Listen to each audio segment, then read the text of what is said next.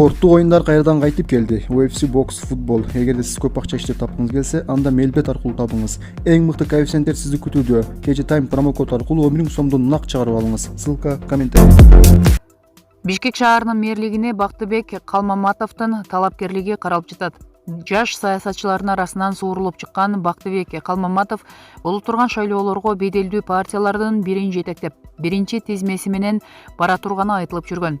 Акыркы айларда Калмаматовдун кадыры эселеп өскөнүн эске салсак, анда ал жетектеген партия жеңишке жетиши мүмкүн экени шексиз. Бирок кечээ Бишкек шаарынын мэри Азиз Сурахматов өз арызы менен кызматтан кеткендиги жөнүндө кабарланды.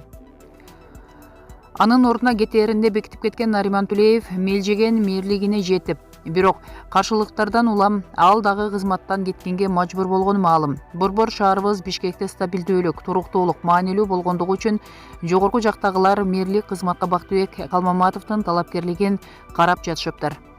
Булак Кыргыз пресс.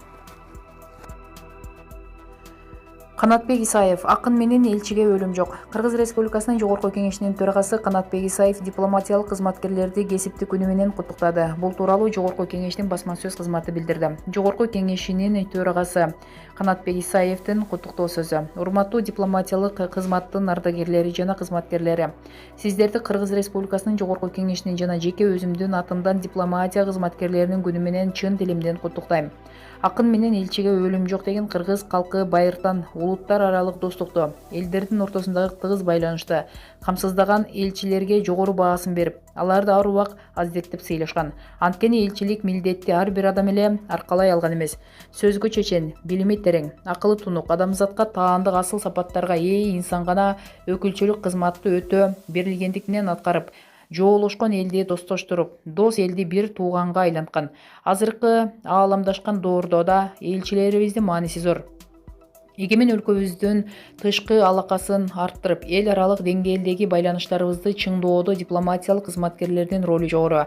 Андыктан мындан ары да ишке толук кандуу берилүү менен алдыңыздарда турган милдеттерди өз убагында сапаттуу чечүүгө жана Кыргыз Республикасынын улуттук кызыкчылыктарын коргоого болгон күч аракеттериңиздерди жумшай берериңиздерге терең ишенем.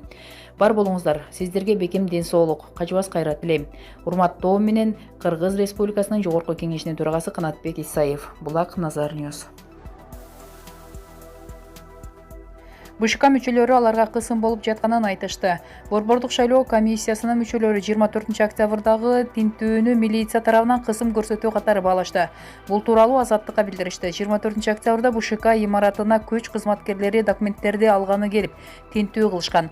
Алар Бишкектин Сырлов райондук милициясынын тергөөчүлөрү экени БШКнын Телеграмдагы каналында кабарланды. БШК төрайымы Нуржан Шайдылдабекованын саламаттыгы начарлап, ага медициналык жардам көрсөтүлдү.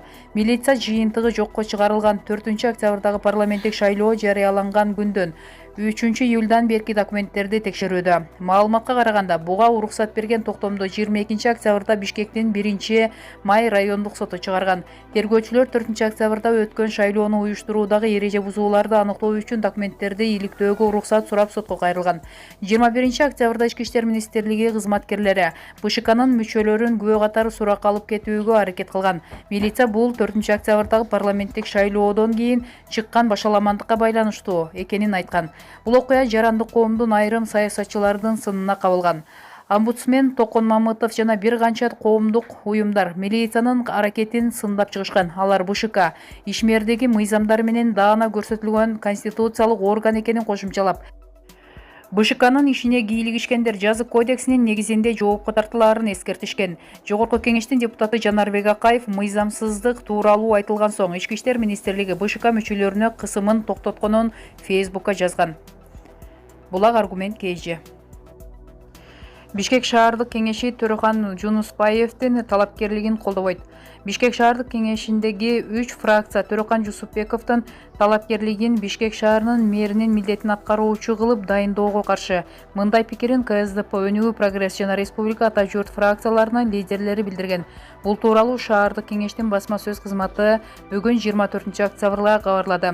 Эске салсак, кечээ 23 октябрда Төрөхан Жунуспеков агенттигинде маалымат жыйын өткөрүп, Бишкек шаарынын мэри болууга талапкерлигин көрсөткөнүн айткан. Ал шаардык кеңештеги КСДП, Өнүгүү, Прогресс жана Республика ата журт фракцияларынын колдоосун алганын айткан болчу. Бул маалыматты шаардык кеңеш бүгүн расмий жокко чыгарды. Булак Коом пресс.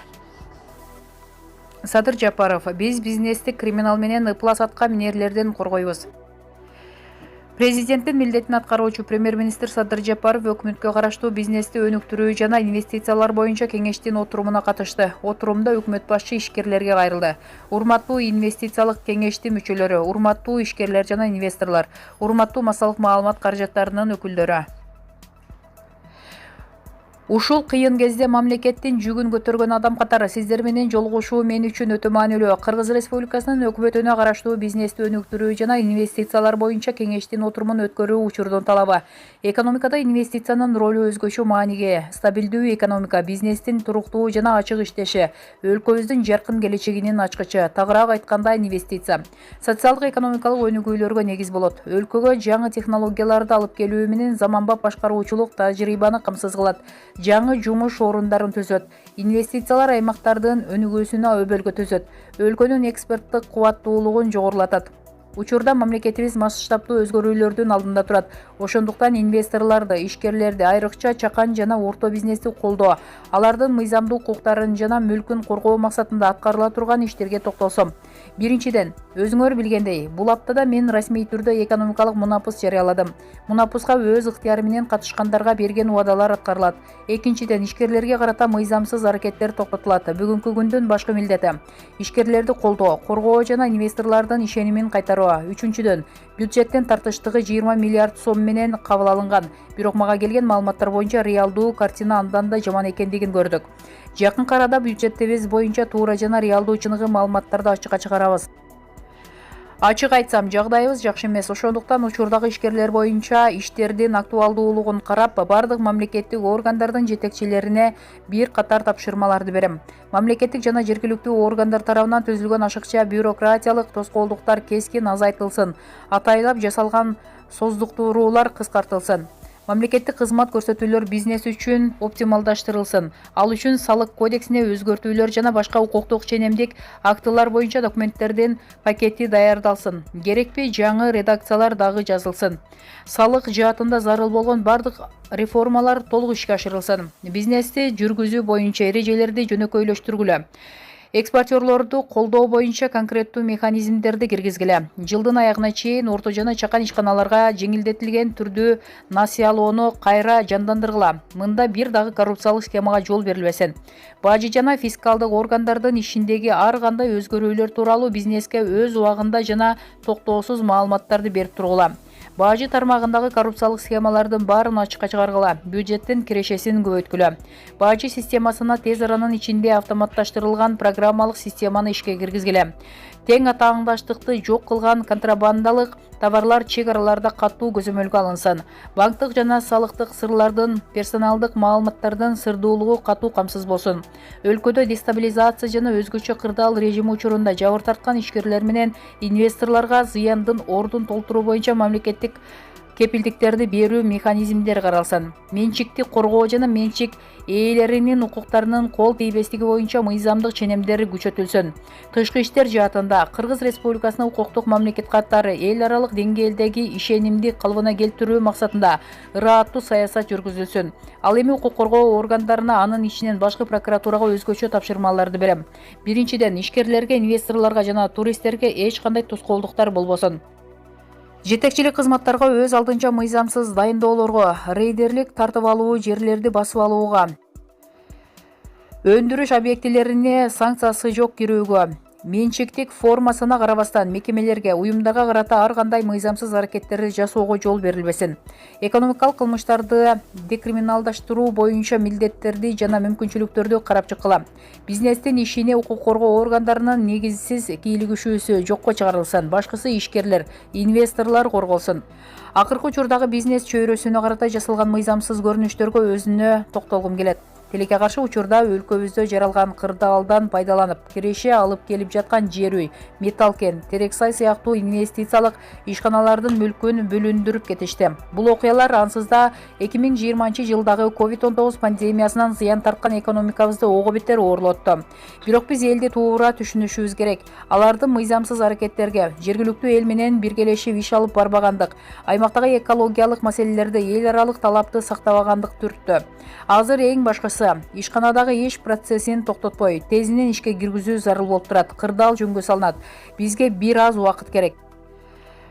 Казылган кендердин бардыгын мамлекеттин пайдасына иштегенде кылабыз. Эки тарапка пайдалуу болгон келишимдер түзүлөт. Албетте, биринчи орунга элдин кызыкчылыгы коюлат. Өлкөнүн президентинин милдетин аткаруучу адам катары мен бардык жарандарды ишкерлер менен бизнесмендерге карата мыйзамсыз кыймыл-аракеттерди жасабоого чакырам. Мен ар бир ишкерди, инвесторду коргоймун жана колдоймун. Урматтуу мекендештер, экономисттердин прогноздору боюнча экономиканын төмөндөшү 6% тегерегинде болжолдонууда. Ошондуктан ар бирибиз экономикабызды көтөрүүгө жапа тырмак жардам беришибиз керек деп ойлойм. Жылдын аягына чейин кырдаалды оңдоп, экономикалык активдүүлүктү жакшыртабыз деген ниеттемен. Биз бизнести криминал менен ыплас атка минээрлерден коргойбуз. Ансыз бизде киреше болбойт. Ансыз биз эл алдында социалдык милдеттемелерибизди аткара албай калабыз. Ишкерлер, эл аралык уюмдардын өкүлдөрү жана бизнес акыйкатчы жана сиздер үчүн менин эшигим дайыма ачык, деди Жапаров. Булак Фабула пресс.